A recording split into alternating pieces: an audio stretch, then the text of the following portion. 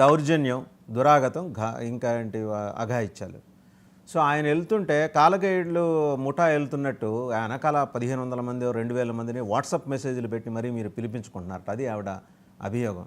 ఎందుకంటే ఇంకా అంత ఆటవికంగా ఉండాల్సిన అవసరం ఉంది. మీ నాయకుడు ఆల్రెడీ చెప్పాడు కదా, మీకు ఒక 4 ఏళ్ళు కళ్ళు మూసుకుని ఇట్లా ధ్యానం చేయండి, మళ్ళీ మనం పవర్లోకి వచ్చేస్తామని. అదేదో ప్రాక్టీస్ చేయొచ్చు కదా. ఎందుకు ఆ జనాల్ని పోగేసి విధ్వంసం సృష్టించడం? ముందుగా 99 ప్రేక్షకులకి, అలాగే వాసుదేవ్ గారికి, ప్యానెల్లో ఉండే సభ్యులకి అందరికి కూడా నమస్కారం.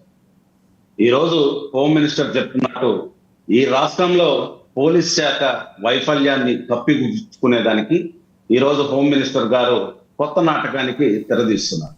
ఇది మీకు తెలుసో లేదో, వైఎస్ జగన్మోహన్ రెడ్డి గారు ఈ రాష్ట్రంలోనే కాదు, ఈ దేశంలోనే అతి తక్కువ మాస్ పొలిటికల్ లీడర్లు ఒకరు. ఆయన వచ్చారు అని అంటే కొన్ని వేల మంది జనం ఇన్వాలంటరీగా ఆయన చూడడానికి కావచ్చు, లేదా ఆయన కలవడానికి కావచ్చు, లేకపోతే వైఎస్ఆర్ కాంగ్రెస్ పార్టీ కార్యకర్తలు కావచ్చు, నాయకులు కావచ్చు, ఇన్వాలంటరీగా వెళ్తారు. ఈ రోజు 1100 మంది పోలీసులు మేము పెట్టామని చెప్పుకున్న హోమ్ మినిస్టర్ గారు ఆ వీడియోల్లో చూస్తే కనీసం 11 మంది కూడా అక్కడ పోలీసులు కనపడలేని పరిస్థితుల్లో ఆ వీడియోలు అందరూ కూడా మనం అందరికీ కూడా ఈ రాష్ట్ర ప్రజలందరూ కూడా చూశారు. ఒక జెడ్ప్లస్ కేటగిరీ ఉన్నటువంటి ఒక మాస్ పొలిటికల్ లీడర్ అయినటువంటి ఒక పార్టీ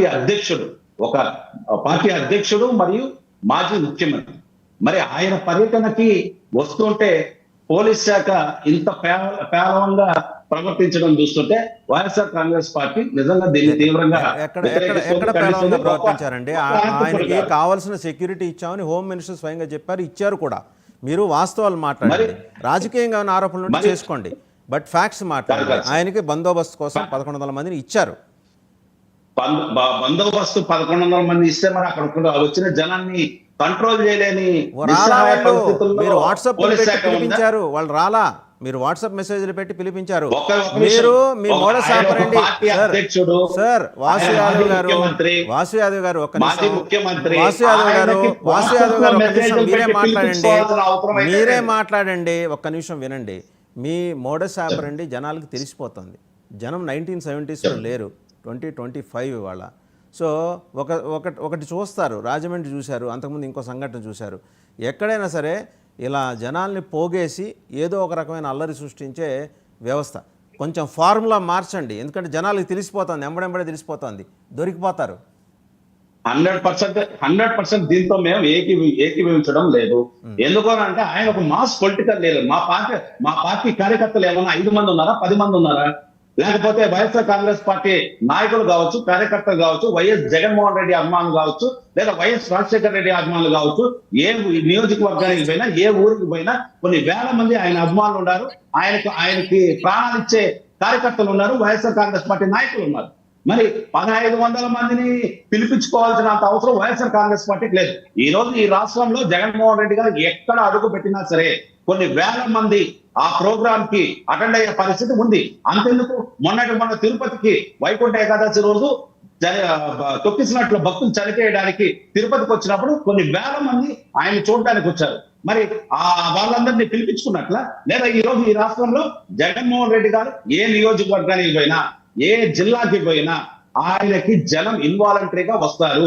వైఎస్ఆర్ కాంగ్రెస్ నేను ప్రశ్న అడగనండి వాసు యాదవ్ గారు, నేను ప్రశ్న అడగనా? ఇప్పుడు ఒక నిమిషం. ఇప్పుడు మీకు చంద్రబాబు గారి మీద కోపం, రాజకీయంగా నేను మళ్ళీ చెప్తున్నా, రాజకీయంగా ఆయన ఏదైనా మీరు ప్రశ్నించవచ్చు, నిలదీయచ్చు.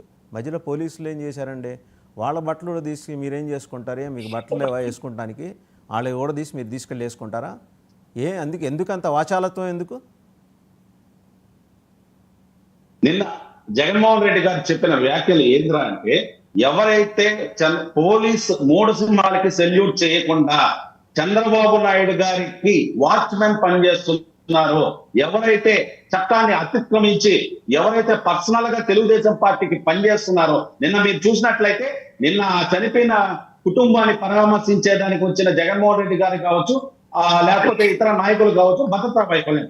అదే కేసులో ఉన్నటువంటి నిందితులు, ఎవరైతే మర్డర్ కేసులో ఉన్నటువంటి నిందితులు, వాళ్ళ ఇంటికి ఎంతమంది బందోబస్తు పెట్టారో తెలుసా?